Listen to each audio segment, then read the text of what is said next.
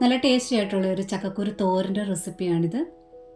ചെറിയ ചെറിയ വ്യത്യാസങ്ങളോടുകൂടി പലരും പല രീതിയിൽ തോരൻ വയ്ക്കാറുണ്ട്. ഇത് ഞാൻ ചെയ്യുന്ന രീതിയാണിത്. നിങ്ങളിങ്ങനെയല്ല ചെയ്യുന്നെങ്കിൽ ഒരു പ്രാവശ്യമെങ്കിലും ഇതുപോലെ ഒന്ന് ചെയ്തു നോക്കൂ, തീർച്ചയായിട്ടും ഇഷ്ടപ്പെടും. ഇനി റെസിപ്പിയിലോട്ട് പോകാം. ഞാനിവിടെ കുറച്ച് ചക്കക്കുരു അരിഞ്ഞതിന് ശേഷം കഴുകി എടുത്തിട്ടുണ്ട്. വളരെ കനം കുറച്ച് അരിഞ്ഞെടുക്കുക. പ്രത്യേകിച്ച് അളവുകളൊന്നുമില്ല.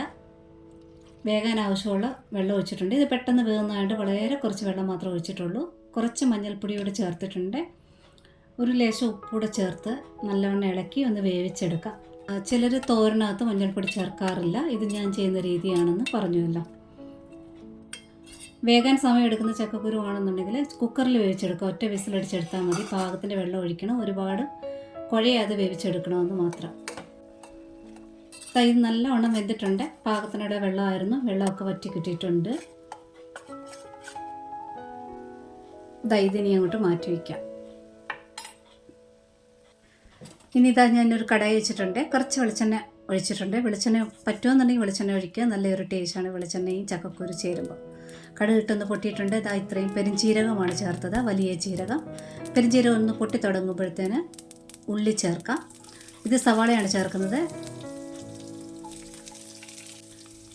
കുറച്ച് ചെറിയ ഉള്ളിയുടെ അരിഞ്ഞ് ചേർക്കുന്നുണ്ട്.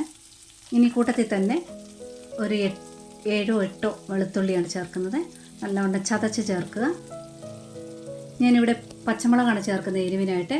ഒരു 3-4 പച്ചമുളക് കനം കുറഞ്ഞ് അരിഞ്ഞ് ചേർക്കുക. കൂടുതൽ എരിവ് വേണമെന്നുള്ളവർക്ക് ഈ സമയത്ത് മുളക് ചതച്ച കൂടി ചേർക്കാവുന്നതാണ്.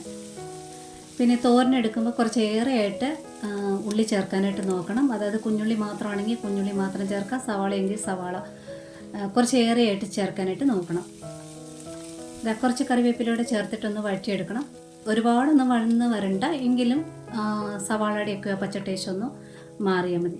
പരുവായിട്ടുണ്ട്.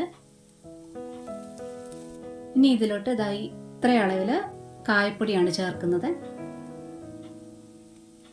കായപ്പൊടി ചേർത്തതിന് ശേഷം ഒന്ന് കൂട്ടി ഇളക്കിയാൽ മാത്രം മതി. ഒരുപാട് നേരം വഴറ്റുമൊന്നും വേണ്ട. ചക്കക്കുരു ആയത് കാരണം പെരിഞ്ചീരകവും കുറച്ചേറെ വെളുത്തുള്ളിയും കായവും ഒക്കെ ചേർത്തുണ്ടാക്കുന്നത് വളരെ നല്ലതാണ്.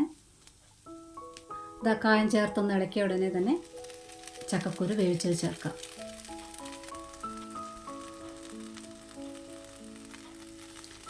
ഇനി നല്ലവണ്ണം ഒന്ന് മിക്സ് ചെയ്തെടുക്കുക.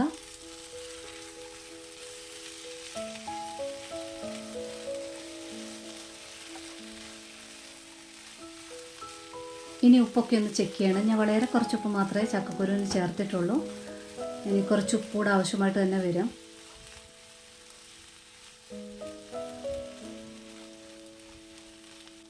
കുറച്ച് ഉപ്പൂടെ ചേർത്തിട്ട് ഒന്നുകൂടി ഒന്ന് കൂട്ടി ഇളക്കാം.